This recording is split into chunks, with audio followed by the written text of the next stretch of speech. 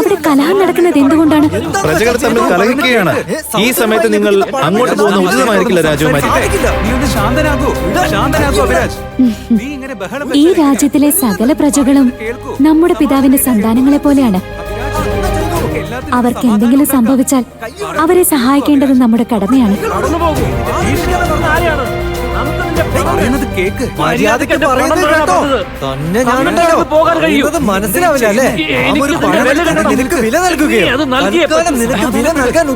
അവിടെ എന്താണ് നടക്കുന്നത്?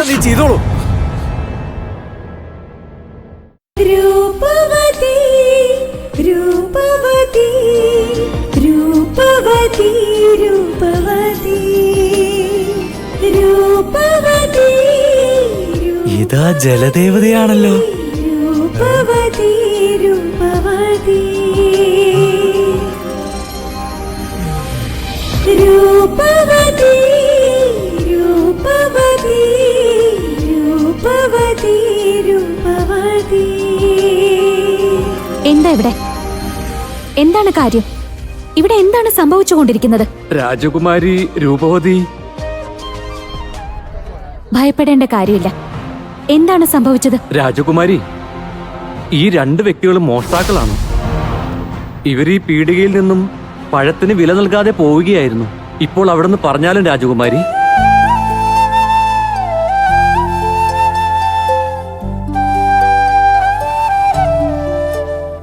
നമ്മൾ വസ്തുക്കൾ വാങ്ങിച്ചു കഴിഞ്ഞാൽ വില നൽകേണ്ടി വരുന്നതാണ്. നിങ്ങൾ പഴങ്ങൾ ഭക്ഷിച്ചിട്ടുണ്ടെങ്കിൽ അതിന്റെ വില നൽകണം.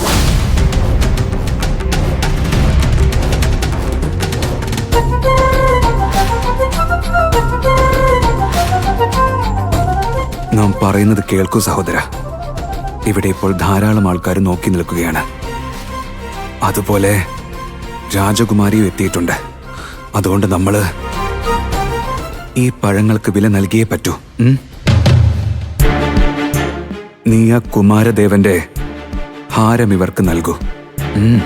അത് ഈ പഴത്തിന്റെ വിലയ്ക്ക് പകരമാകും. നാം നമ്മുടെ മൂല്യമേറിയ ഹാരം നൽകുന്ന എന്തിനാണ്? നോക്ക്, നാം പറയുന്നത് കേൾക്ക്.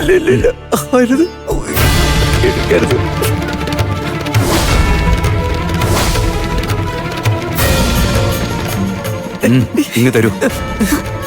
നിൽക്ക നിൽക്ക. ഇതെന്താണ്?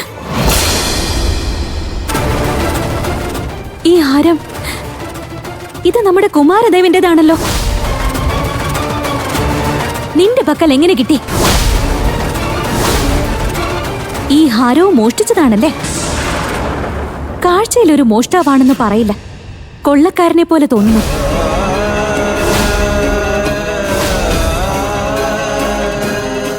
നാം ഈ പെൺകുട്ടിയുടെ ജീവൻ രക്ഷിച്ചിരുന്നല്ലോ.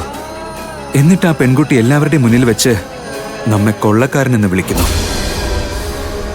ഇതാണോ നാം ചെയ്ത ഉപകാരത്തിനുള്ള ഫലം? നീ എപ്പോഴാണ് ഈ ഹാരം മോഷ്ടിച്ചത്? അതിനർത്ഥം രാജകൊട്ടാരത്തിലും പ്രവേശിച്ചു എന്നല്ലേ? അപ്പോൾ നിനക്ക് അത്രയ്ക്കും ധൈര്യമോ? പിന്നെ മറ്റെന്തൊക്കെ മോഷ്ടിച്ചിട്ടുണ്ട്? രാജകുമാരി, അവിടുന്ന് ഒരു പക്ഷെ സുന്ദരിയായിരിക്കാം, രാജകുടുംബത്തിലെ അംഗവുമായിരിക്കാം. എന്നാൽ നാം ഒരു വൈദ്യനാണ്.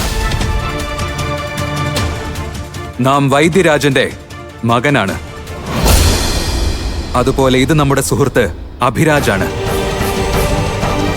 ഞങ്ങൾ അധ്വാനിക്കുന്നവരും അതുപോലെ വേട്ടയാടുന്നവരുമാണ്. അതിലൂടെയാണ് വിശപ്പകറ്റുന്നത്. മോഷണം നടത്തി ഞങ്ങൾ ഒരിക്കലും വിശപ്പകറ്റാറില്ല.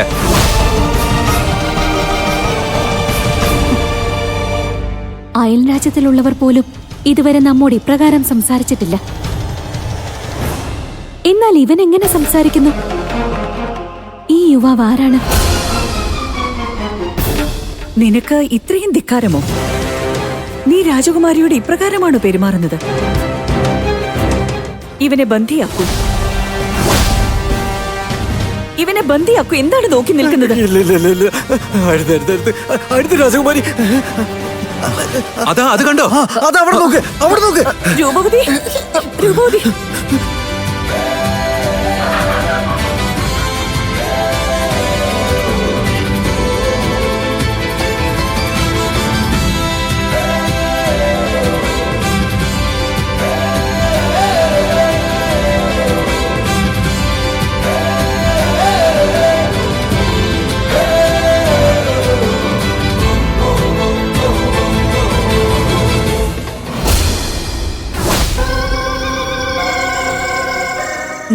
ഇനിയും ഏറെ സമയം നഷ്ടമാക്കില്ല. ഇനി നാം സ്വയം മഹാരാജൻ വിക്രമദേവന്റെ അന്ത്യം സുനിശ്ചിതമാക്കും. ആ ജോഡിലാ നമുക്കൊരു കാര്യം വിശ്വസിക്കാൻ കഴിയുന്നില്ല.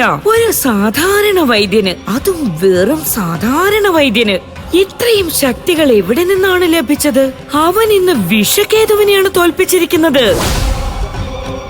അത് തന്നെയാണ് നാം ചിന്തിച്ചുകൊണ്ടിരിക്കുന്നത് ഔഷധച്ചെടി. അപ്രകാരമുള്ള എന്ത് രഹസ്യ ശക്തിയാണുള്ളത്? ആദ്യം ഒരു കാര്യം മനസ്സിലാക്ക. അങ്ങനെ അസാധാരണമായ ഏത് ശക്തിയാണ് നമ്മളിപ്പോൾ ഭയപ്പെടുന്നത്? ഔഷധച്ചെടി, രൂപനഗരത്തിന്റെ കൊട്ടാരത്തിനുള്ളിൽ എന്ത് ഗൂഢാലോചനയാണ് നടക്കുന്നതെന്ന് നീ കണ്ടെത്തണം. രാജവൈദ്യനെ വിളിച്ചു വരുത്ത.